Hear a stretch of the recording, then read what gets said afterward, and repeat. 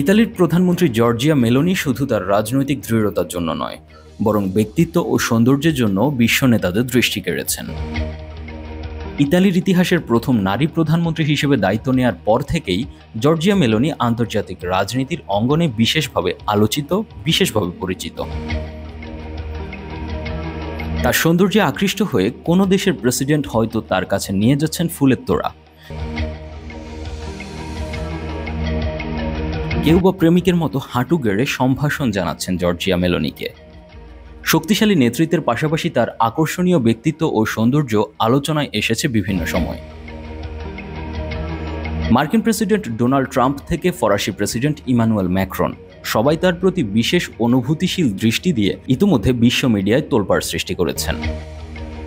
মার্কিন যুক্তরাষ্ট্রের president Donald Trump প্রকাশ্যে তার সৌন্দর্যের প্রশংসা করেছেন।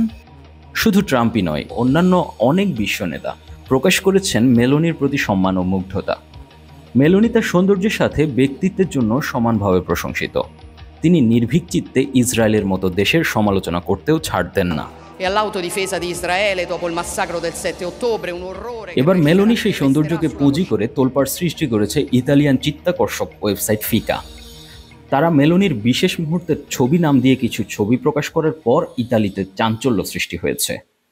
গতকাল ইউরো নিউজের প্রতিবেদনে জানানো হয়, প্রধানমন্ত্রী জর্জিয়া মেলোনি সহ ইউরোপীয় পার্লামেন্টের উচ্চপদস্থ নারীদের বিকৃত নগ্ন ছবি প্রকাশ করার জেরে লাখ লাখ নিয়মিত ব্যবহারকারীর ওয়েবসাইট ফিকা বন্ধ করে দিয়েছে ইতালি কর্তৃপক্ষ। ডয়চে ভেলে জানিয়েছে, সম্মতি ছাড়াই প্রধানমন্ত্রী মেলোনি, ইউরোপীয় পার্লামেন্টের সদস্য আলেসান্দ্রো মেরিটা সহ অন্যান্য উচ্চপদস্থ নারীদের ছবি নিজেদের প্ল্যাটফর্মে প্রকাশ করেছে বিতর্কিত অনলাইন প্ল্যাটফর্ম ফিকা। গত 20 বছর ধরেই এই প্ল্যাটফর্মটি বিভিন্ন থিমে মহিলাদের অশ্লীল ও আপত্তিকর ছবি প্রকাশ করে আসছে। ফিকা ওয়েবসাইটের নামকরণটিও অশ্লীল। এটি আসলে ইতালীয় ভাষায় নারীর প্রজনন অঙ্গ বুঝাতে এক ধরনের অশ্লীল শব্দ হিসেবে ব্যবহৃত হয়। ফিকা বন্ধ হওয়ার ঘটনা এমন এক সময় ঘটেছে যখন ইতালীয় ফেসবুক গ্রুপ মিয়া মোগলি বা আমার স্ত্রী নাম ঘিরে ব্যাপক ক্ষোভ ছড়িয়ে পড়েছে। সেখানে হাজার হাজার পুরুষ তাদের নিজেদের সঙ্গিনীর ঘনিষ্ঠ ছবি তাদের অজান্তেই শেয়ার করেছেন। এর জের ধরে ওই গ্রুপটিও বন্ধ করে দিয়েছে মেটা। এদিকে জানা যায়, ফিকার ভিআইপি সেকশনে রাখা হতো নারী রাজনীতিক, অভিনেত্রী ও প্রভাবশালীদের ছবি, যা হট পলিটিশিয়ানস নামে অ্যালবামে প্রকাশ করা হতো। এদিকে এই ঘটনায় প্রধানমন্ত্রী মেলোনি ইতালীয় এক পত্রিকাকে জানিয়েছেন, যা ঘটেছে তা আমাদেরকে গভীরভাবে ঘৃণিত করেছে।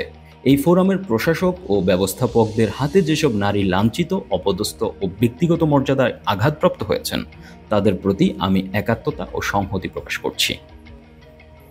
Desk report, 21 television.